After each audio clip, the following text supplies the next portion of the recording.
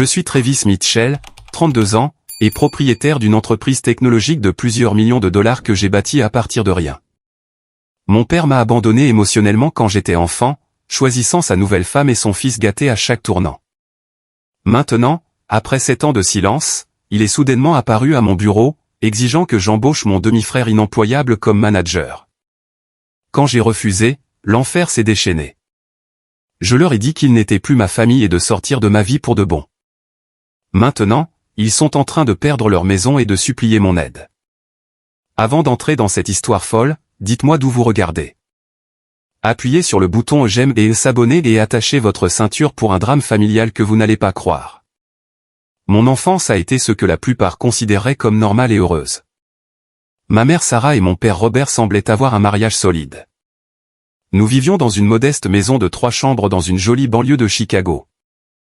Je me souviens des week-ends au parc, des soirées jeux en famille et de papa m'apprenant à faire du vélo sans petit trou. Ces souvenirs me semblent appartenir à quelqu'un d'autre maintenant. Des photographies floues d'une vie qui a disparu trop vite. Tout a changé quand j'ai eu 8 ans. Les disputes ont commencé petites mais sont devenues plus fréquentes et intenses. Je me cachais dans ma chambre, un oreiller sur les oreilles, essayant de bloquer les cris. Une nuit, papa a fait sa valise et est parti. 3 jours plus tard, maman m'a assise et a expliqué qu'il divorçait. Elle a essayé de me rassurer en me disant que ce n'était pas de ma faute, mais quel enfant de 8 ans comprend vraiment ça? Au début, l'arrangement de coparentalité semblait réalisable. Je passais la semaine avec maman et un week-end sur 2 avec papa dans son nouvel appartement. Ces premiers mois, papa a fait de gros efforts. Il m'emmenait au cinéma, au match de baseball, et me laissait veiller plus tard que maman.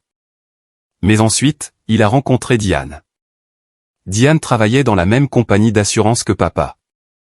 Elle avait un fils nommé Ethan qui avait 6 ans de moins que moi.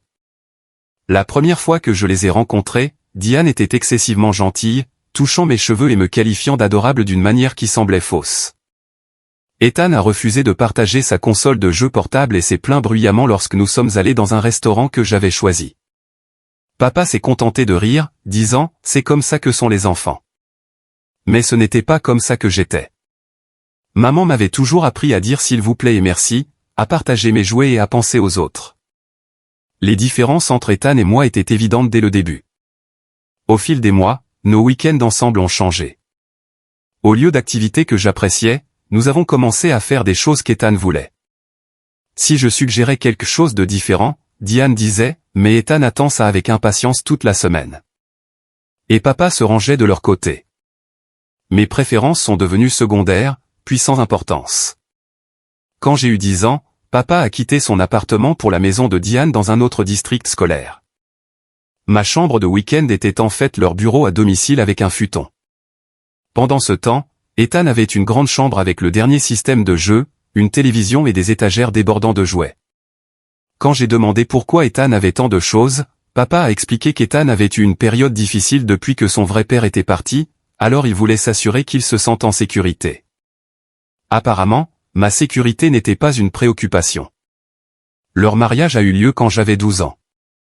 J'ai été forcé d'être le porteur d'alliance, assorti à Ethan, bien que je me sente trop vieux pour le rôle. Pendant la réception, j'ai entendu Diane dire à son ami « Nous sommes enfin une famille complète maintenant ». Je me souviens de la piqûre de ces mots. Dans son esprit, je ne faisais pas partie de leur famille complète. J'étais le visiteur du week-end, l'obligation. Ma mère est restée mon ancre émotionnelle à travers tout cela. Elle n'a jamais mal parlé de papa, bien qu'elle en ait eu tout à fait le droit. Au lieu de cela, elle s'est concentrée sur le fait de me construire. Tu es plus fort que tu ne le sais, Travis. Elle me disait quand je rentrais bouleversé d'un week-end avec papa. Elle travaillait des quarts supplémentaires en tant qu'infirmière pour nous faire vivre. Souvent, elle avait l'air épuisée, mais elle ne se plaignait jamais. Vers 13 ans, j'ai découvert ma passion pour les ordinateurs et la technologie. Maman a réuni assez d'argent pour m'acheter un ordinateur basique pour Noël. J'ai appris le codage tout seul, passant des heures à apprendre des langages et à construire des programmes simples. Quand j'ai essayé de montrer à papa mon premier jeu réussi, un simple jeu de tir spatial, il l'a regardé pendant peut-être 10 secondes avant qu'Ethan ne demande de l'attention pour sa nouvelle figure de skateboard. Papa n'est jamais revenu voir le reste de mon jeu. Le contraste entre la façon dont il nous traitait est devenu plus prononcé pendant les vacances et les anniversaires. Pour mon 14e anniversaire, papa et Diane m'ont offert une carte cadeau de 25 $ pour une librairie. La même année, ils ont acheté à Ethan un ordinateur de jeu de 1000 $ pour avoir obtenu des C au lieu de D. Nous devons encourager son amélioration, a expliqué papa quand j'ai remis en question la disparité. Mes indirects ont reçu une tape dans le dos, et, c'est ce que nous attendons de toi, Travis. Noël n'était pas différent. Mes cadeaux étaient pratiques. Des vêtements, des fournitures scolaires et parfois des livres. La pile d'Ethan était toujours massive. Les derniers appareils électroniques, des vêtements coûteux et tous les jouets à la mode cette année-là. Un Noël, quand j'avais 15 ans, papa a oublié de retirer les étiquettes de prix. Mes cadeaux totalisaient moins de 100 $. Ceux d'Ethan dépassaient les 2000.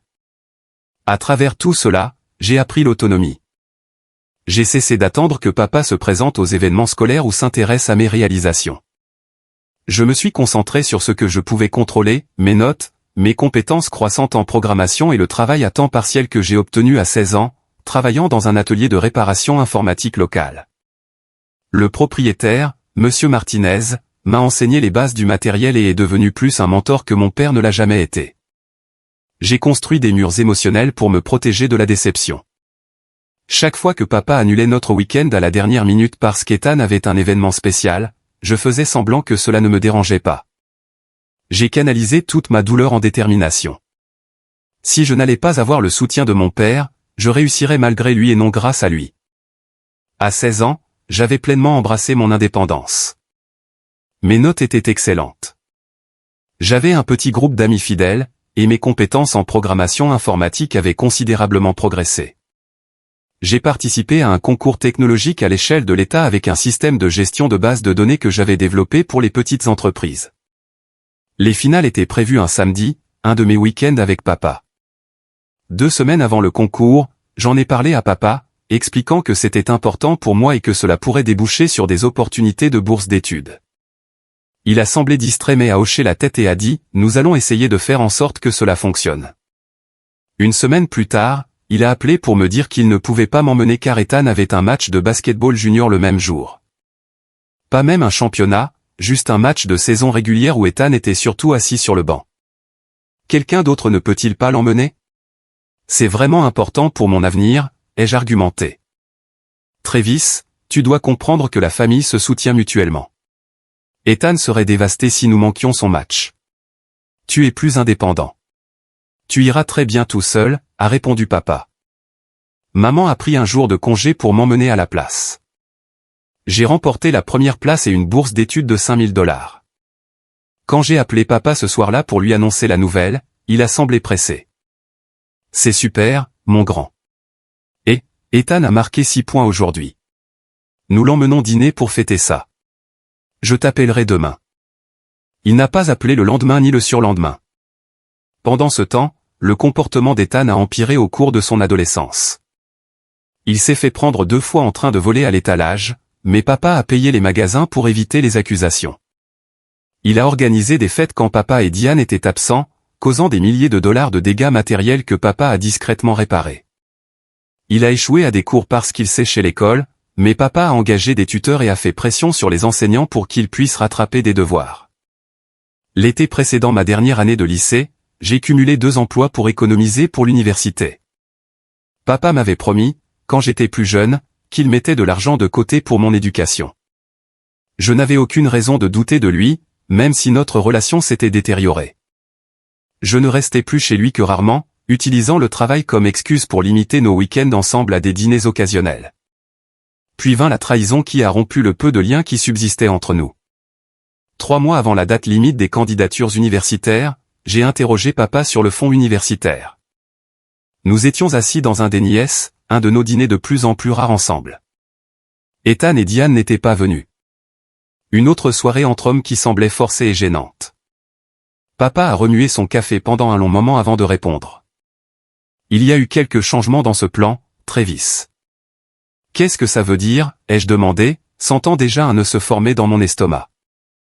Ethan a eu cette situation l'année dernière, a-t-il commencé.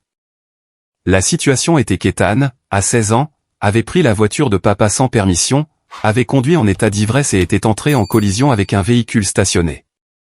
Personne n'avait été blessé, mais les deux voitures avaient subi des dégâts importants. Les frais juridiques et les règlements étaient substantiels, a poursuivi papa. Et nos tarifs d'assurance ont grimpé en flèche. J'ai dû utiliser l'argent que j'avais économisé pour tes études. Je suis resté là, stupéfait. Tout? La plupart, a-t-il admis. Il reste peut-être $1000. Alors, mon fonds universitaire a servi à sortir Ethan du pétrin. Et son fonds universitaire? Vous l'avez utilisé aussi? Papa s'est agité inconfortablement. Ethan n'a pas les mêmes perspectives universitaires que toi. Nous avons décidé il y a des années d'investir davantage dans des expériences pour lui plutôt que dans l'épargne universitaire. Les implications m'ont frappé comme un coup physique. Non seulement mon père avait pris l'argent qui m'était promis, mais il n'avait même jamais créé de fonds pour Ethan, supposant que son fils n'aurait pas besoin d'aller à l'université. Pendant ce temps, je m'étais épuisé à la tâche, maintenant des notes parfaites spécifiquement pour obtenir des bourses d'études afin de compléter ce que je pensais que papa économisait. Tu m'as promis, ai-je dit, ma voix tremblante. Je comptais sur cet argent. Ethan n'en avait plus besoin, a répondu papa sur la défensive. Tu es intelligent. Tu obtiendras des bourses d'études. Ethan avait besoin d'une aide juridique ou son avenir serait ruiné. Et mon avenir n'a pas d'importance, ai-je demandé. Ce n'est pas ce que je dis. Tu as toujours été le responsable, l'indépendant. Tu t'en sortiras. Je suis sorti du restaurant sans un mot de plus. J'étais devenu le responsable parce qu'il fallait que je le sois. J'étais devenu l'indépendant parce que je ne pouvais pas dépendre de lui. Et maintenant, on s'attendait à ce que je me débrouille parce que la conduite en état d'ivresse de mon demi-frère était apparemment plus importante que mon éducation. Maman était furieuse quand je lui ai raconté, mais à sa manière pratique, elle a canalisé cette colère en action. Nous avons passé des semaines à postuler pour toutes les bourses que nous pouvions trouver. J'ai travaillé encore plus d'heures, rentrant souvent après minuit pour terminer mes devoirs. J'ai demandé des prêts étudiants, sachant que je les rembourserais pendant des années. Au final, j'ai réussi à réunir suffisamment d'argent grâce à des bourses, des prêts et mes économies pour fréquenter une université d'État avec un solide programme d'informatique. Ce n'était pas l'école de mes rêves, mais c'était un chemin vers l'avant.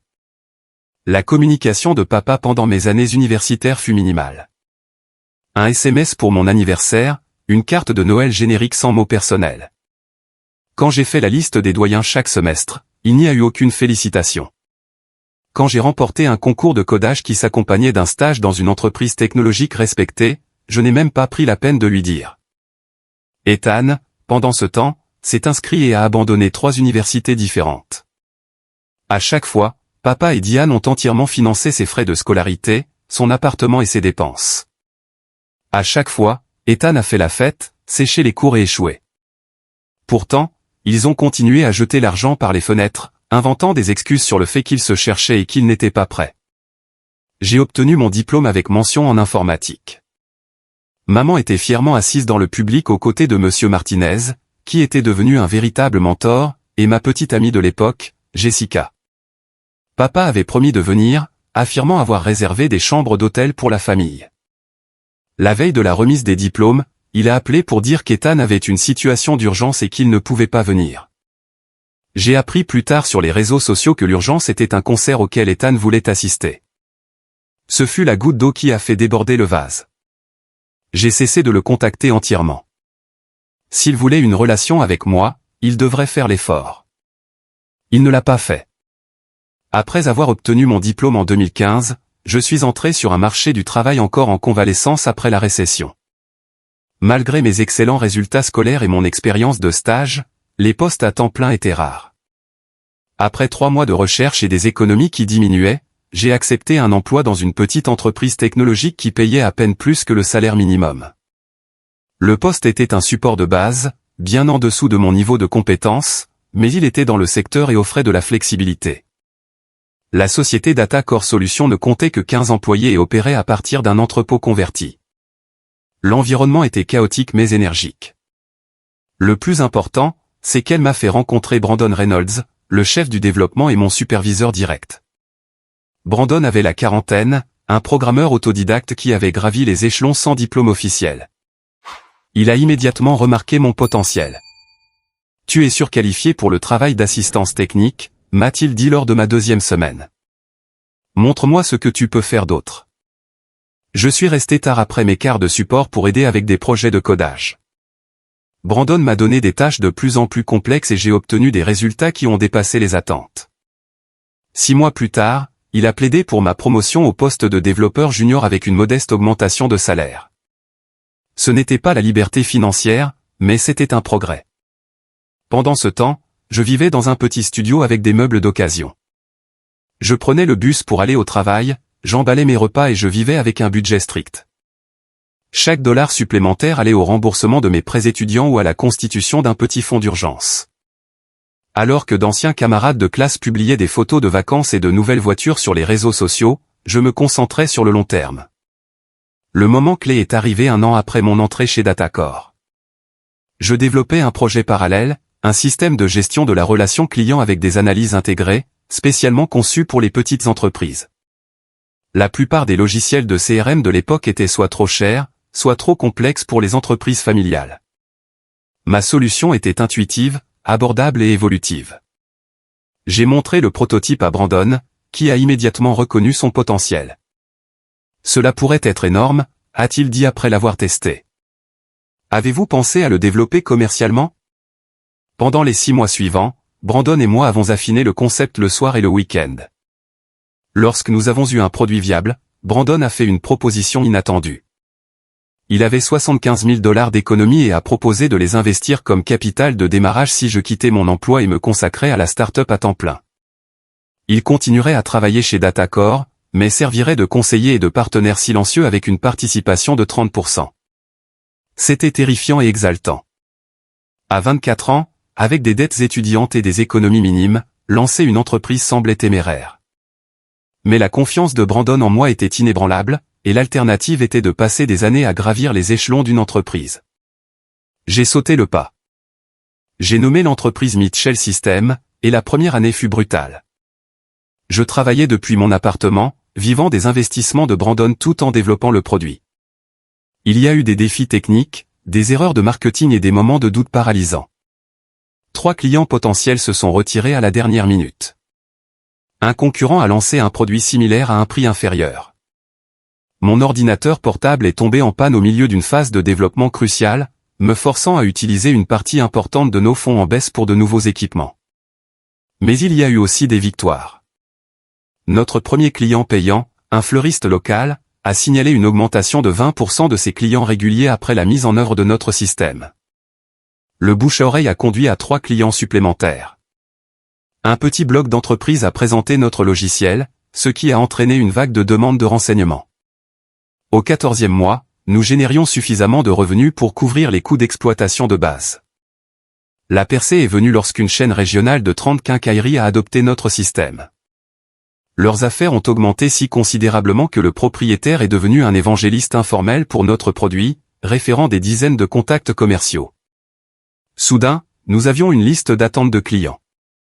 J'ai embauché mes 2 premiers employés au 18e mois, un développeur pour aider à adapter le logiciel et un représentant commercial pour gérer l'intérêt croissant. Nous avons déménagé dans un petit bureau. Brandon a réduit ses heures chez Datacore pour passer plus de temps avec l'entreprise. À la fin de la 2e année, nous avions 15 employés et étions rentables. La croissance s'est poursuivie à un rythme régulier. J'ai réinvesti presque tous les bénéfices dans l'entreprise, donnant la priorité au développement de produits et aux services clients plutôt qu'au marketing ou à des bureaux fantaisistes. Nos clients sont restés avec nous parce que le logiciel fonctionnait et parce que nous les traitions comme des partenaires plutôt que comme des sources de revenus. Ma philosophie d'entreprise a été façonnée par mes expériences personnelles. J'ai bâti une entreprise où le mérite et le travail acharné étaient reconnus et récompensés. Nous embauchions en fonction des compétences et du potentiel, pas des diplômes ou des relations. J'ai mis en place le partage des bénéfices, afin que chacun profite de notre succès collectif. Lorsque nous avons atteint 50 employés au cours de la 4e année, nous n'avions toujours aucun roulement de personnel, ce qui est inédit dans l'industrie technologique. La culture d'entreprise est devenue connue pour l'innovation, la loyauté et l'équilibre travail-vie personnelle. Nous offrions des horaires flexibles, des avantages sociaux complets et des activités régulières de renforcement d'équipe. Je voulais créer l'environnement de soutien que je n'avais jamais eu en grandissant. Mes employés sont devenus plus que des collègues. Ils étaient une sorte de famille choisie. Ma vie personnelle pendant ces années a été reléguée au second plan par la construction de l'entreprise. J'ai eu des relations occasionnelles, mais rien de sérieux ne s'est développé. Jessica et moi nous étions séparés peu après la remise des diplômes lorsque son travail l'avait emmenée en Californie. Il y a eu quelques relations à court terme après cela, mais les exigences de l'entrepreneuriat laissaient peu de temps ou d'énergie émotionnelle pour la romance. Au lieu de cela, j'ai construit un cercle restreint d'amis qui comprenaient le parcours de l'entrepreneur. Brandon et sa femme m'ont souvent inclus dans les réunions de famille. Plusieurs amis d'université sont restés proches, et nous avons pris le temps de nous réunir régulièrement malgré des emplois du temps chargés. Maman et moi nous parlions chaque semaine, et je l'emmenais me rendre visite plusieurs fois par an. En 2024, 7 ans après son lancement, Mitchell System avait dépassé tout ce que j'avais imaginé. Nous employions plus de 70 personnes. Notre logiciel desservait plus de 3000 entreprises à travers le pays, et la valorisation de l'entreprise atteignait 20 millions de dollars. Les publications sectorielles nous reconnaissaient comme un leader innovant en matière de solutions pour petites entreprises. De plus grandes sociétés avaient fait des offres d'acquisition, que j'ai poliment déclinées. Ma situation financière personnelle avait également été transformée. Après des années de vie modeste, j'ai finalement acheté une maison. Pas un manoir, mais une confortable maison de 4 chambres dans un bon quartier avec un espace de bureau dédié. J'ai remboursé intégralement mes prêts étudiants. Plus important encore, j'ai préparé la retraite de maman, en lui achetant un appartement près de chez moi et en créant un compte d'investissement qui lui assurerait de ne plus jamais avoir à se soucier de l'argent. Tu n'avais pas à faire ça, a-t-elle protesté quand je lui ai montré l'appartement. Tu as fait des doubles services pendant des années pour nous soutenir. Je lui ai rappelé, tu n'as jamais abandonné. C'est le moins que je puisse faire. Pendant toutes ces années de construction et de croissance, il n'y a eu aucun contact avec papa, Diane ou Ethan. La dernière fois que j'avais eu de leurs nouvelles par des connaissances communes, c'est qu'Ethan travaillait dans une concession automobile, mais qu'il avait été licencié pour s'être présenté en retard à plusieurs reprises. Papa était toujours dans la même compagnie d'assurance, ayant atteint le niveau de cadre intermédiaire, mais sans aller plus loin. Ils avaient déménagé dans une plus grande maison dans une banlieue aisée, vivant au-delà de leurs moyens comme d'habitude, j'ai supposé. Je ne pensais pas souvent à eux. J'avais construit une vie entièrement séparée de mes blessures d'enfance, du moins c'est ce que je pensais, jusqu'à ce que mon téléphone sonne un mardi après-midi ordinaire, et que je vois le nom de mon père sur l'identifiant de l'appelant pour la première fois en 7 ans. L'appel est arrivé alors que j'étais en train de passer en revue les projections trimestrielles avec mon équipe financière. Je me suis excusé, entrant dans mon bureau avec une étrange oppression thoracique. Un instant, j'ai envisagé de le laisser aller à la messagerie vocale, mais la curiosité l'a emporté. « Allô » ai-je répondu, gardant ma voix neutre. « Travis, c'est ton père. » Sa voix semblait plus âgée, mais le ton familier a ravivé un flot de souvenirs indésirables. « Oui, je sais. »« Qu'est-ce qu'il y a » ai-je demandé, sans me soucier des plaisanteries. J'espérais que nous pourrions nous retrouver. Ça fait trop longtemps. Il semblait mal à l'aise mais amical, comme si nous nous étions éloignés par négligence mutuelle plutôt que par ses choix répétés de privilégier son autre famille. 7 ans, ai-je déclaré platement. Oui, eh bien, il s'est raclé la gorge. J'ai entendu parler de ton succès, de l'entreprise que tu as bâtie. Je suis fier de toi, mon fils. Le mot « fils » a résonné comme une fausse note dans une chanson. Il avait perdu le droit à la fierté paternelle il y a des années. Merci, ai-je répondu, ne sachant pas quoi dire d'autre. Je pensais que nous pourrions peut-être dîner. Toute la famille pour reprendre contact. Diane et Ethan aimeraient te voir aussi. J'en doutais fort, mais je me suis retrouvé à accepter de les rencontrer dans un restaurant de steak à mi-chemin entre nos maisons le vendredi suivant. Après avoir raccroché, je me suis assis à mon bureau, me demandant ce qui avait motivé ce désir soudain de renouer après 7 ans de silence. Les jours précédant le dîner furent remplis d'une anxiété inhabituelle. J'ai mentionné les retrouvailles à venir à maman lors de notre appel hebdomadaire. « Es-tu sûr de ça, Travis » a-t-elle demandé, la préoccupation évidente dans sa voix. « Pas vraiment, ai-je admis. Mais je suis curieux de savoir pourquoi il m'a contacté maintenant. » protège-toi juste, a-t-elle conseillé. Tu as bâti une bonne vie. Ne les laisse pas perturber ça. Vendredi est arrivé et je me suis rendu au restaurant avec un nœud à l'estomac. Je suis délibérément arrivé 10 minutes en retard, ne voulant pas m'asseoir seul à les attendre. Ils étaient déjà assis à une table dans un coin. Papa s'est levé quand je me suis approché, tendant maladroitement la main avant de passer à un demi-câlin que j'ai accepté avec raideur. Il avait considérablement vieilli, ses cheveux étaient maintenant complètement gris, des rides plus profondes autour de ses yeux et une légère bedaine qui tirait sur sa chemise boutonnée. Malgré les changements physiques, il portait le même après-rasage, déclenchant des souvenirs que je pensais avoir enterrés. « Tu as bonne mine, Travis » a-t-il dit, examinant mon costume sur mesure et ma montre. Diane s'est levée à côté de lui, ses cheveux blonds teints et ses bijoux excessifs inchangés. « Oh, Travis, regarde-toi, si grand et si réussi. » Elle a tenté de m'embrasser la joue, mais j'ai subtilement décalé, de sorte qu'elle n'a attrapé que l'air. Son parfum était accablant. Ethan est resté assis, offrant un bref signe de tête. Il avait pris beaucoup de poids, son visage était gonflé et son teint mauvais. Sa chemise polo de marque avait une petite tache sur le col, et sa poignée de main était molle lorsqu'il l'a finalement tendue. « Ravi de vous voir tous », ai-je menti, prenant place et me dirigeant immédiatement vers le verre d'eau. La conversation initiale fut douloureusement artificielle. Des questions sur mon entreprise qui montraient qu'il l'avait recherché mais comprenait peu ce que nous faisions réellement. Des commentaires sur la météo, le restaurant, le trafic en chemin. Papa a mentionné des connaissances communes dont je me souvenais à peine. Le fils de Bill Johnson, vous vous souvenez de lui dans le quartier. Il vient d'être nommé associé dans son cabinet d'avocat, a dit papa avec insistance, comme pour comparer mes réalisations. C'est super, ai-je répondu sans intérêt. Je n'avais pas pensé au Johnson depuis 15 ans. Un serveur est venu prendre nos commandes, offrant un bref répit à la conversation tendue. J'ai remarqué que papa commandait une bouteille de vin cher sans vérifier le prix. Inhabituel pour un homme qui s'était toujours plaint des majorations des restaurants. Alors que les amuse-gueules arrivaient, Diane a pris le contrôle de la conversation. Nous avons toujours su que tu réussirais bien, Travis. Même quand tu étais petit, Robert disait, ce garçon ira loin. Nous parlons de toi tout le temps. L'histoire révisionniste était déroutante. Dans leur version, ils m'avaient toujours soutenu, toujours cru en moi. Papa a hoché la tête, ajoutant, la façon dont tu as si vite appris l'informatique. J'ai dit à mes collègues de travail, mon fils est un naturel.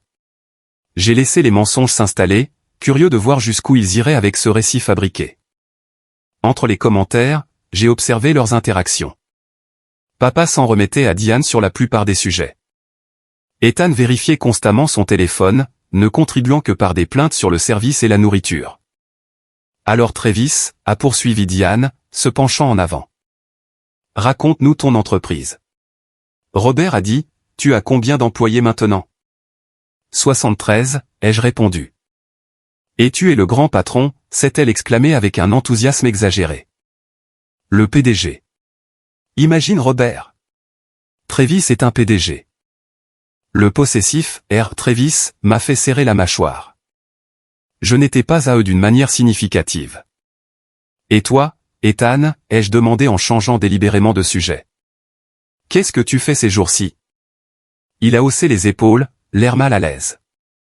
Entre deux choses en ce moment, le marché du travail est difficile. Papa a rapidement interrompu. Ethan était en vente chez Hamilton Motor jusqu'à récemment. Problème de gestion, n'est-ce pas, mon fils? Ethan a marmonné quelque chose à propos de superviseurs incompétents et a pris plus de pain. Pendant tout le dîner, j'ai remarqué que papa portait une Rolex que je n'avais jamais vue auparavant. Diane a mentionné leur récent voyage à Canquin. Ethan s'est plaint des problèmes de transmission de son Audi relativement neuve. Pourtant, il y avait des signes de tension financière sous les démonstrations de prospérité. Le coup d'œil subtil de papa quand l'addition est arrivée. Le commentaire de Diane sur la réduction des heures de la femme de ménage. La remarque d'Ethan sur son retour temporaire à la maison. Alors que le dessert était servi, papa s'est penché en avant avec une décontraction forcée. Nous devrions refaire ça bientôt. Peut-être pourrais-tu venir à la maison la prochaine fois, Diane cuisine merveilleusement bien. Ou vous pourriez venir voir chez moi, ai-je suggéré, observant leur réaction. L'acceptation enthousiaste fut immédiate et révélatrice. Nous aimerions ça, a s'exclamé Diane. N'est-ce pas, Robert? Nous avons fixé une date pour le week-end suivant. Alors que nous nous dirigions vers le parking, papa est resté en arrière avec moi tandis que Diane et Ethan avançaient. C'est vraiment bien de te voir si bien réussir, Travis, a-t-il dit, sonnant presque sincère. J'ai toujours su que tu en étais capable. Vraiment, ai-je demandé, incapable de cacher le ton tranchant dans ma voix. Il a semblé ne pas le remarquer, me tapant sur l'épaule. Bien sûr, tu as toujours été le plus intelligent. Je suis rentré chez moi avec une suspicion grandissante quant à leur soudaine réapparition dans ma vie. Plus tard ce soir-là, curieux, j'ai recherché Ethan sur les réseaux sociaux. Son profil était principalement privé, mais de récents posts publics incluaient des plaintes concernant des employeurs ingrats et comment, la famille et tout ce sur quoi on peut compter. Une connaissance commune a confirmé ce que je soupçonnais. Ethan avait été licencié de la concession automobile il y a 3 mois pour avoir constamment manqué ses objectifs de vente et des disputes avec la direction. Le lendemain matin, Diane m'a envoyé un SMS rempli d'émojis et de points d'exclamation, disant à quel point c'était merveilleux de retrouver notre famille et à quel point elle m'avait toujours considéré comme un second fils. La flatterie transparente n'a fait qu'approfondir mon scepticisme quant à leur motivation. Mon instinct me disait qu'il y avait un programme derrière ces retrouvailles. Le dîner du dimanche chez moi allait révéler si mes soupçons étaient fondés. J'ai passé la semaine à ne délibérément pas me préparer à leur visite. Ma maison était déjà bien entretenue, et je refusais de faire des efforts spéciaux pour des gens qui n'en avaient jamais fait pour moi. J'ai commandé de la nourriture auprès d'un traiteur haut de gamme, non pas pour les impressionner, mais parce que je ne voulais pas perdre de temps à cuisiner. Ils sont arrivés ponctuellement à 18 h, papa portant une bouteille de vin coûteuse que je savais être au-delà de sa fourchette de prix habituelle. Leurs réactions en entrant chez moi furent exactement ce que j'avais anticipé. Un mélange d'envie mal dissimulée et de louanges exagérées. C'est juste magnifique, Travis, s'est exclamé Diane, les yeux balayant la pièce pour évaluer la valeur de tout. Vous avez un goût tellement merveilleux. Papa a sifflé d'un air appréciateur devant l'espace de vie à air ouverte avec des fenêtres allant du sol au plafond donnant sur un petit jardin bien entretenu. Tu as bien réussi, mon fils. Vraiment bien. Ethan a dit peu de choses, mais s'est promené, touchant des objets, ramassant le contrôleur de la maison intelligente, examinant mon système de divertissement, regardant l'œuvre d'art sur les murs comme s'il cherchait des étiquettes de prix. Je leur ai fait une brève visite, remarquant comment Diane s'attardait dans mon bureau à domicile où des récompenses et des étapes importantes de l'entreprise étaient affichées. Papa a posé des questions précises sur le quartier et la valeur des propriétés. Ethan a disparu pendant plusieurs minutes, et je l'ai retrouvé plus tard à l'étage, fouillant mes chambres. Juste en train de regarder l'aménagement, a-t-il dit avec un sourire peu convaincant quand je lui ai demandé ce qu'il faisait. Pendant le dîner, la conversation a d'abord suivi le même schéma superficiel que notre rencontre au restaurant. Papa m'a interrogé sur mon parcours vers le succès, cherchant clairement des détails sur les finances de l'entreprise sans être direct. Diane a commenté à plusieurs reprises à quel point je devais être si occupé et n'avoir probablement guère le temps d'avoir une vie personnelle, sa façon de déterminer si j'étais célibataire. Ethan est resté principalement silencieux, faisant occasionnellement des remarques sarcastiques sur les tech bros entre de grandes bouchées de nourriture. Après le plat principal, alors que nous nous dirigions vers le salon avec café et dessert, papa a finalement révélé le but de leur soudaine réapparition dans ma vie. Travis, nous avons réfléchi, a-t-il commencé, posant sa tasse de café avec une précaution délibérée, à la situation professionnelle d'Ethan. Je n'ai rien dit, attendant qu'il continue. Comme tu le sais, il a eu quelques difficultés à trouver le bon emploi professionnel, a poursuivi papa, choisissant ses mots avec soin. Et il nous est venu à l'esprit, avec ta société qui va si bien et qui a clairement besoin de bonnes personnes, qu'il pourrait y avoir une opportunité là-bas. Une opportunité, ai-je répété, gardant mon expression neutre. Oui, Diane a sauté dedans avec enthousiasme. Ethan a toujours eu de telles compétences relationnelles. Il serait parfait en gestion. Je me suis tourné pour regarder Ethan, qui s'est soudainement redressé. Tu veux un emploi dans mon entreprise? Pas n'importe quel emploi, a précisé papa. Nous pensions à quelque chose en gestion, peut-être directeur des opérations ou directeur des ventes, quelque chose qui utilise ses capacités interpersonnelles. L'audace était à couper le souffle. Après 7 ans sans contact, il s'attendait à ce que je donne à Ethan, qui ne pouvait pas conserver un emploi de base en vente, un poste de direction de haut niveau dans l'entreprise que j'avais bâtie à partir de rien. Quelle est votre expérience en gestion, Ethan, ai-je demandé calmement. Il s'est agité inconfortablement. J'ai supervisé 2 jeunes vendeurs chez Hamilton pendant un certain temps. Avant d'être licencié, ai-je ajouté, son visage rougit. C'était politique. Le directeur des ventes en avait après moi. Et avant ça, les autres emplois. Papa a interrompu avant qu'Ethan ne puisse répondre. Écoute Travis, tout le monde a des revers. L'important, c'est que nous sommes une famille. La famille s'entraide. Tu es en position de donner à Ethan l'opportunité dont il a besoin pour vraiment briller. Je n'embauche pas de membres de ma famille, ai-je déclaré. C'est la politique de l'entreprise. Les politiques peuvent être modifiées quand on est le patron, a dit Diane avec un sourire contraint. J'aurais besoin de voir un CV, ai-je poursuivi en ignorant son commentaire. Des références d'anciens employeurs. Le même processus de candidature que tout le monde. Papa a agité la main de manière dédaigneuse. Allez, Travis. C'est Ethan dont nous parlons. Ton frère. Demi-frère, ai-je corrigé.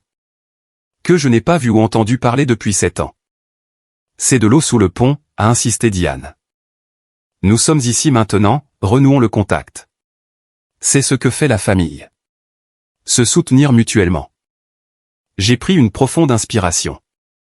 Si Ethan veut postuler pour un poste de débutant et gravir les échelons en fonction de ses performances, je considérerai sa candidature comme celle de n'importe qui d'autre. La température dans la pièce a semblé baisser de 10 degrés. Débutant? Ethan a finalement parlé, la voix tendue d'indignation. Je ne suis pas un gamin d'université à la recherche de son premier emploi. Non, ai-je convenu. Les étudiants finissent généralement l'université. Son visage est devenu d'un rouge plus profond. Tu penses que tu es tellement meilleur que tout le monde maintenant que tu as de l'argent. Ce n'est pas une question d'argent, ai-je expliqué, gardant mon sang-froid. Mon entreprise réussit parce que nous embauchons des personnes qualifiées et que nous les promouvons en fonction du mérite. Je nuirais à mes employés si je plaçais quelqu'un sans expérience pertinente à un poste de direction. Papa s'est penché en avant, sa façade amicale s'effondrant. Après tout ce que nous avons fait pour toi en grandissant, c'est ainsi que tu nous rembourses. Tu ne serais même pas là où tu es si ce n'était des valeurs que nous t'avons inculquées. L'absurdité de sa déclaration m'a presque fait rire. Qu'avez-vous exactement fait pour moi, papa? Quelles valeurs m'avez-vous inculquées? Est-ce quand vous avez manqué mon concours technologique pour le match de basket d'Ethan? Quand vous avez pris mon fonds universitaire pour le sortir du pétrin après qu'il ait conduit en état d'ivresse? Ou peut-être quand vous avez manqué ma remise de diplôme universitaire pour un concert? C'est de l'histoire ancienne, a répliqué papa d'un geste. Les parents font des erreurs. Nous avons fait de notre mieux pour vous deux, les garçons. Votre mieux était plutôt unilatéral, ai-je observé. La douceur artificielle de Diane a complètement disparu. Nous vous avons élevé pendant 10 ans dans notre maison, Travis. Nous vous avons habillé, nourri, fourni un toit au-dessus de votre tête. Vous nous devez. J'étais la responsabilité légale et financière de votre mari. En tant que son enfant, ai-je corrigé. Ce n'est pas la même chose que de m'élever. Et cela ne signifie certainement pas que je dois à Ethan un emploi pour lequel il n'est pas qualifié. Alors c'est ça, a demandé papa en se levant. Nous essayons de renouer et tu ne peux même pas aider ton frère avec quelque chose d'aussi simple qu'un emploi. S'il veut postuler correctement et commencer au niveau approprié, j'ai déjà dit que je l'envisagerais. Ethan s'est levé maintenant, les poings serrés. Je ne vais pas travailler dans un poste de soutien technique au salaire minimum juste parce que tu as un problème avec le passé. Alors je ne peux pas t'aider, ai-je dit simplement. Ingrat petit, a commencé papa mais il s'est repris. Je pourrais te rendre les choses difficiles, Travis. La famille me respecte toujours. Tes grands-parents, tes cousins, s'ils savaient comment tu nous traitais, tu menaces de monter le reste de la famille contre moi, ai-je demandé incrédule. Des gens que je n'ai pas vus depuis une décennie parce que tu as cessé de m'inclure dans les réunions de famille. Robert, Diane a posé sa main sur son bras, réalisant soudain que les choses dégénéraient. Calmons-nous tous. Travis, chéri, nous te demandons juste d'envisager d'aider la famille en cas de besoin. Ethan a des dettes étudiantes de ses universités. Les universités qu'il a abandonnées, ai-je ajouté. Il a essayé, a-t-elle claqué. Tout le monde n'est pas comme toi. Certaines personnes ont besoin de plus de soutien, de plus de chance. Je suis d'accord, ai-je dit, me levant aussi. Et il a eu des dizaines de chances de votre part, mais pas avec mon entreprise. Pas avec la subsistance de 73 personnes qui dépendent d'un leadership compétent. Papa a pointé son doigt vers moi. Tu m'écoutes? Après tout ce que j'ai sacrifié pour toi en grandissant, c'était le point de rupture. Sacrifié. Que as-tu exactement sacrifié? Tu as choisi ta nouvelle famille à ma place à chaque opportunité. Tu m'as abandonné émotionnellement, puis financièrement. Tu as clairement fait savoir qu'Ethan était ta priorité, ton vrai fils, et maintenant tu te présentes après 7 ans de silence parce que tu veux quelque chose. Silence, cette discussion est terminée. Je pense que vous devriez partir. Diane a tenté une dernière approche, des larmes apparaissant soudainement sur commande. Nous essayons juste d'être une famille à nouveau. Nous n'avons jamais été une famille, ai-je dit doucement. Vous vous en êtes assuré il y a longtemps. S'il vous plaît, partez. Ils ont ramassé leurs affaires en un silence de pierre. À la porte, papa s'est retourné. Ce n'est pas fini, Travis. Tu regretteras d'avoir tourné le dos à la famille. Après leur départ, je me suis versé un verre et je me suis assis dans le silence soudain de mon salon. Je m'étais attendu à une sorte de motif caché, mais l'audace purement éhontée avait tout de même réussi à me choquer. Ce à quoi je ne m'attendais pas, c'est à quelle vitesse ils allaient envenimer la situation. La semaine qui a suivi a été un barrage de messages de plus en plus hostiles. Cela a commencé par des SMS culpabilisants de Diane sur la façon dont j'avais brisé le cœur de votre père et détruit le dernier espoir d'Ethan. Quand ceux-ci sont restés sans réponse, les messages de papa sont devenus plus agressifs, invoquant des obligations et des dettes que je leur devais soi-disant. Après tout ce que nous avons fait pour vous, c'est ainsi que vous nous remboursez. En nous crachant au visage, lisez un message. La contribution d'Ethan était un message vocal divagant et rempli de grossièreté sur la façon dont je pensais être trop bien pour la famille maintenant, et comment mon succès n'était qu'une question de chance, plutôt que de compétence ou de travail acharné. J'ai bloqué leur numéro après 3 jours, mais le harcèlement a continué par email et même par message LinkedIn. Papa a d'une manière ou d'une autre obtenu les coordonnées de mon assistante et a commencé à lui laisser des messages. Chacun marqué « Urgence familiale ». La situation a atteint son point de rupture le jeudi matin. J'étais en réunion avec notre équipe de développement lorsque mon assistante a interrompu, l'air mal à l'aise. Je suis désolé de vous déranger, mais votre père est dans le hall. Il exige de vous voir et refuse de partir. La sécurité demande comment vous voulez gérer ça. Je me suis excusé et me suis dirigé vers l'avant du bâtiment. À travers les portes vitrées, je pouvais voir papa faire les 100 pas agressivement, gesticulant alors qu'il se disputait avec la réceptionniste et le garde de sécurité. Son visage était rougi de colère, sa cravate de travers. Dès qu'il m'a vu, il a pointé du doigt, m'accusant. Le voilà, le grand et important PDG qui est trop bien pour sa famille. Plusieurs employés se sont arrêtés pour regarder. J'ai gardé mon sang-froid, m'adressant au garde de sécurité. Veuillez escorter Monsieur Mitchell dans la petite salle de conférence. Je lui parlerai là-bas. Bien sûr que oui, a marmonné papa en suivant le garde. Une fois seul dans la salle de conférence, la porte fermée, j'ai parlé en premier. C'est complètement inapproprié. Vous ne pouvez pas venir sur mon lieu de travail et faire une scène. Je n'aurais pas à le faire si tu répondais à ton fichu téléphone, a-t-il répliqué. Tu nous as tous bloqués, ta propre famille. Que voulez-vous, papa? Vraiment? Parce que ça a dépassé le ridicule. Il a pris une profonde inspiration, redressant sa cravate dans une piètre tentative de retrouver sa dignité. Je veux que tu reconsidères de donner un poste à Ethan. Un vrai poste, pas une bêtise de débutant. Cela n'arrivera pas, ai-je déclaré fermement. Et le fait de vous présenter ici comme ça ne fait que confirmer que j'ai pris la bonne décision. Alors je n'ai pas le choix, a-t-il dit, sa voix soudainement froide. À partir de cet instant, tu n'es plus mon fils. Tu es mort pour moi et pour cette famille. Je m'assurais que tout le monde sache comment tu nous as tourné le dos quand nous avions besoin de toi.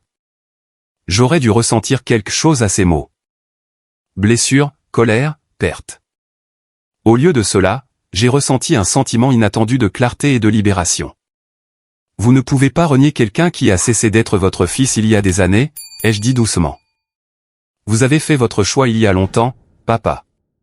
Vous avez choisi Diane et Ethan. Vous m'avez échangé contre votre nouvelle famille au moment où ils sont entrés dans votre vie. Chaque fois que vous avez manqué mes événements pour ceux d'Ethan. Chaque fois que vous avez méprisé mes réalisations tout en célébrant sa médiocrité. Chaque fois que vous avez pourvu à ses besoins tout en me laissant me débrouiller seul. Son visage a enregistré le choc de mon calme. Vous ne pouvez pas prendre ce que vous n'avez jamais donné, ai-je poursuivi. Vous n'étiez mon père que de nom. Brandon Reynolds a été plus une figure paternelle pour moi en 7 ans que vous ne l'avez été en 20. Alors allez-y, racontez à la famille élargie l'histoire qui vous fait vous sentir mieux.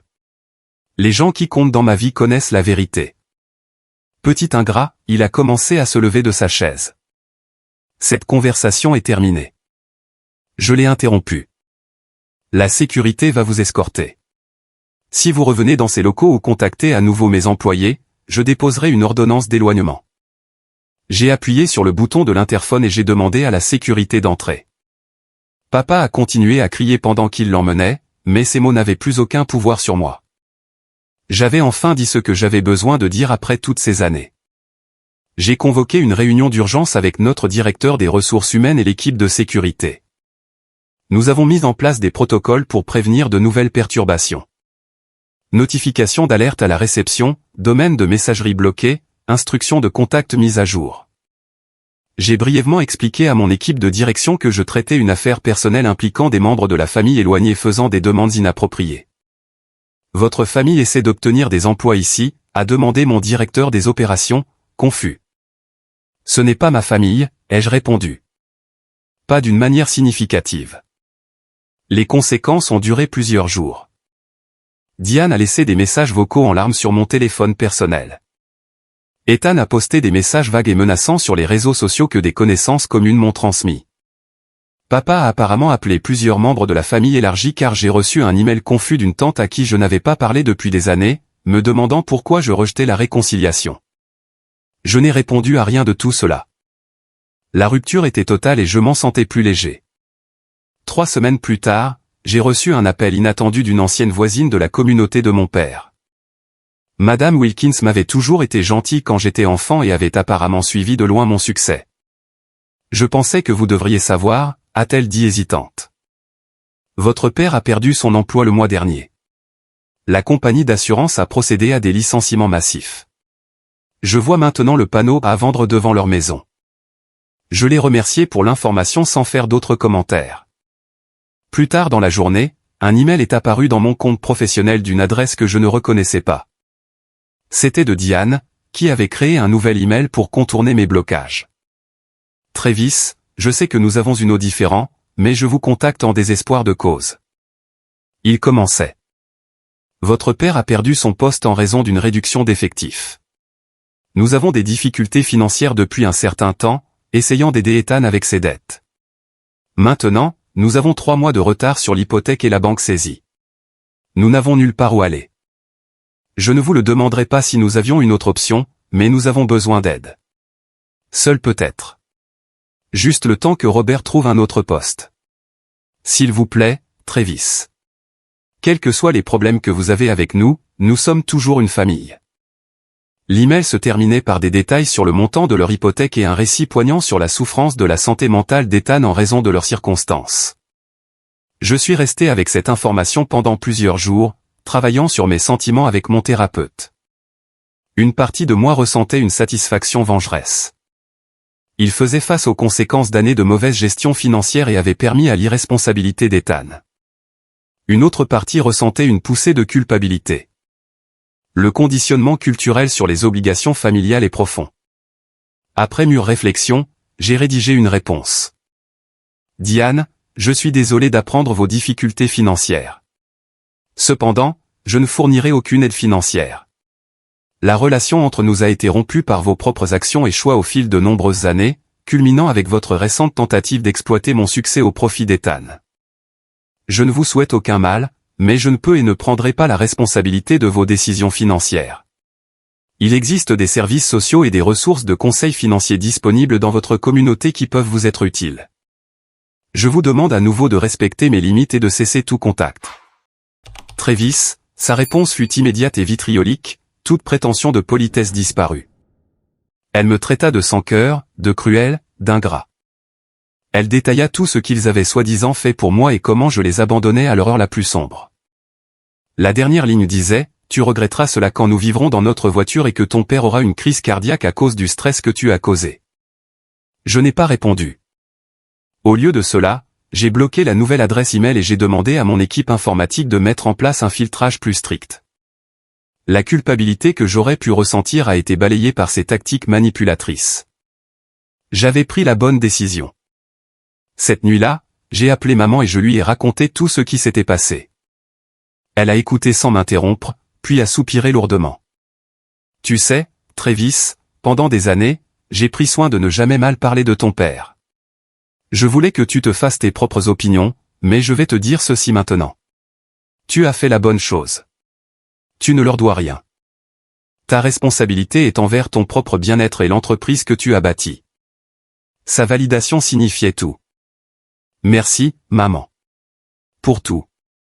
N'oublie pas, a-t-elle ajouté doucement. Leurs problèmes ne sont pas de ta faute et ce n'est pas ta responsabilité de les régler. Tu as brisé le cycle. Sois fier de ça. La confrontation avec mon père et sa famille m'a laissé des séquelles émotionnelles inattendues. Bien que j'ai gardé mon sang-froid tout au long de l'épreuve, les semaines suivantes ont apporté des vagues de colère, de chagrin et de confusion qui m'ont surpris. J'avais pensé que ces blessures étaient depuis longtemps guéries, mais les récents événements avaient arraché des croûtes dont je ne savais pas qu'elles restaient. Sur la suggestion de Brandon, j'ai commencé à consulter le docteur Marissa Chen, une thérapeute spécialisée dans les traumatismes familiaux.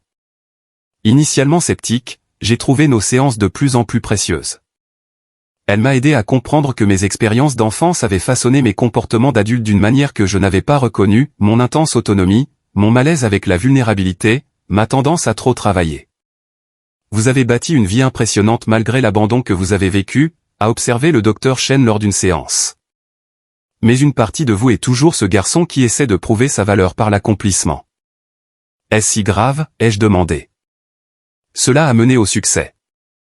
Au succès, oui. Mais cela a-t-il mené à l'épanouissement? À la connexion? Sa question m'a hanté pendant des jours. J'avais bâti une entreprise florissante, une sécurité financière et une vie confortable, mais des relations proches. Celles-ci restaient difficiles. J'avais des amis, certes, mais je maintenais la plupart des gens à une distance prudente. La romance avait été une série de connexions à court terme qui s'éteignaient lorsqu'elles devenaient trop intimes. Au cours de 6 mois de thérapie, j'ai commencé à aborder ces schémas. J'ai appris à reconnaître quand je me retirais dans le travail pour éviter le malaise émotionnel. J'ai pratiqué la mise en place de limites sans construire de murs. Plus important encore, j'ai commencé à intérioriser que l'abandon de mon père reflétait ses échecs, pas les miens. Pendant cette période de travail personnel, j'ai approfondi ma relation avec ma mère. Au-delà de nos appels hebdomadaires, j'ai commencé à partager davantage mon monde intérieur avec elle. Un week-end, je l'ai emmenée à Chicago et je lui ai montré l'entreprise que j'avais bâtie, la présentant à mon équipe et lui montrant l'impact de notre travail. J'ai toujours su que tu ferais quelque chose d'extraordinaire, a-t-elle dit, les yeux brillants alors qu'elle visitait nos bureaux. Mais plus que ton succès, je suis fier de l'homme que tu es devenu. La façon dont tu traites les autres, l'intégrité dont tu fais preuve, cela compte plus que n'importe quelle réussite commerciale. J'ai également renoué avec la famille de ma mère, des cousins, des tantes et des oncles avec qui j'avais perdu le contact pendant mes années de construction intensive de l'entreprise. Mon cousin Jake et moi avons découvert un intérêt commun pour la randonnée, ce qui a conduit à des excursions mensuelles dans les parcs d'État voisins. Ma tante Patricia, la sœur de maman, m'a invité à des réunions de famille que j'avais précédemment refusées en raison d'engagement professionnel. J'ai commencé à y assister, trouvant une joie inattendue dans ces connexions. Pendant ce temps, Mitchell System a continué de prospérer. Inspiré par mon propre parcours, j'ai mis en œuvre une nouvelle initiative d'entreprise, un programme de mentorat pour les jeunes issus de milieux défavorisés. Nous nous sommes associés à des lycées et des collèges communautaires locaux pour identifier les étudiants ayant des aptitudes mais des ressources limitées, offrant des stages, des formations et des opportunités de bourse d'études.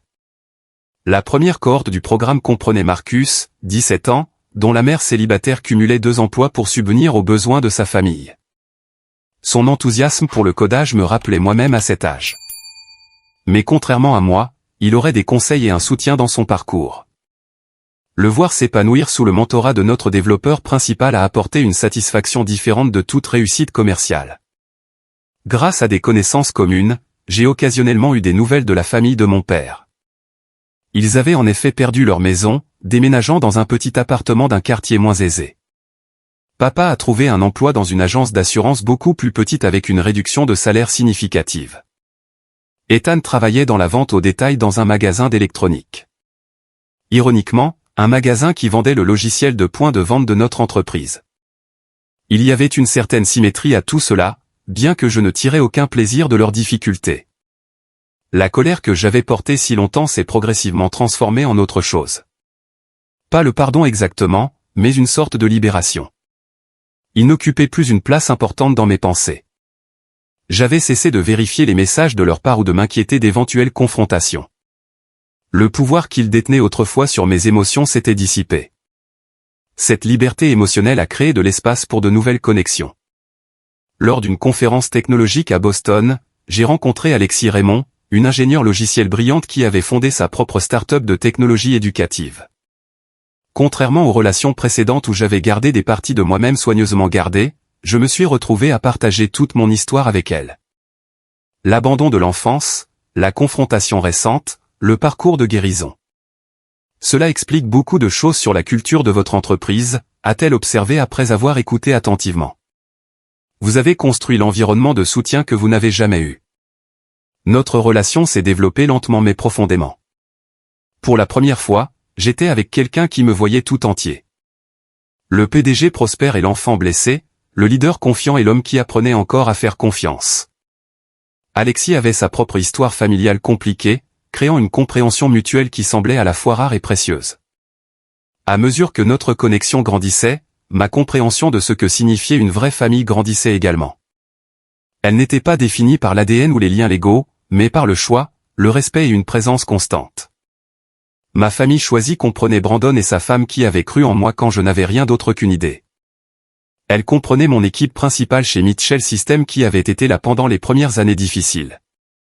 Elle comprenait maman qui avait tout sacrifié pour me donner la stabilité. Et maintenant, elle comprenait Alexis qui m'aimait non pas malgré mon histoire compliquée mais en pleine conscience de celle-ci. Un dimanche après-midi, près d'1 an après la confrontation finale avec mon père, Alexis et moi prenions un brunch avec maman et la famille de Brandon. En regardant autour de la table ces personnes qui avaient choisi d'être dans ma vie, qui avaient gagné leur place par la loyauté et l'amour, j'ai ressenti un profond sentiment de paix. Tu sais, ai-je dit à Alexis plus tard ce soir-là alors que nous marchions le long du lac, j'ai passé tellement d'années à penser que j'avais besoin de guérir d'avoir été indésirable. Mais cela n'a jamais été vrai. J'étais désiré, juste pas par lui, et c'était sa perte, pas la mienne. Elle m'a serré la main. Le rejet a été le prix de ta liberté de devenir qui tu es plutôt que qui il voulait que tu sois. À ce moment-là, j'ai réalisé le plus grand cadeau de ce difficile voyage. La liberté de construire une vie selon mes propres termes, guidée par les valeurs que j'avais choisies plutôt que celles héritées. Si et quand je deviendrai père moi-même, je briserai complètement le cycle. Créer un foyer où l'amour était inconditionnel, où les réalisations étaient célébrées mais jamais exigées pour l'appartenance. Où la famille signifiait se montrer constamment, pas seulement quand on avait besoin de quelque chose. L'entreprise continue de croître, mais mon sentiment d'identité n'est plus exclusivement lié à son succès. J'ai découvert la joie dans les espaces entre les réalisations. Lors de randonnées dominicales avec mon cousin et en apprenant à Marcus à conduire pendant les soirées calmes avec Alexis, discutant de livres plutôt que d'affaires. Le chemin à parcourir n'est pas sans défi. Les vieilles habitudes d'autoprotection réapparaissent occasionnellement. L'impulsion de se retirer dans le travail pendant le stress émotionnel nécessite une résistance consciente. Mais la différence maintenant, c'est la conscience. Je reconnais ces schémas comme des vestiges d'anciennes blessures plutôt que des vérités fondamentales sur qui je suis. S'il y a une sagesse que j'ai acquise de ce voyage, c'est que la famille n'est pas une obligation mais un privilège gagné par l'amour, le respect et l'attention constante. Les liens de sang peuvent déterminer nos débuts, mais ils n'ont pas besoin de définir toute notre histoire. Nous avons le pouvoir de choisir qui appartient à nos vies, de construire des liens basés sur la valeur mutuelle plutôt que sur l'obligation. Le plus grand acte d'amour de soi consiste parfois à s'éloigner de ceux qui ne peuvent pas voir votre valeur, créant un espace pour ceux qui le peuvent. Et la guérison la plus profonde ne vient pas de changer les autres, mais de changer les histoires que nous nous racontons sur ce que nous méritons. Alors, quelle est votre expérience avec les relations familiales? Avez-vous déjà dû établir des limites difficiles avec des proches? Aimez et abonnez-vous si cette histoire a résonné en vous et partagez dans les commentaires ci-dessous comment vous avez géré des dynamiques familiales complexes dans votre propre vie.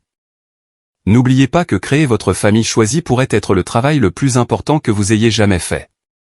Merci d'avoir écouté mon histoire et puissiez-vous trouver le courage d'écrire la vôtre à votre manière.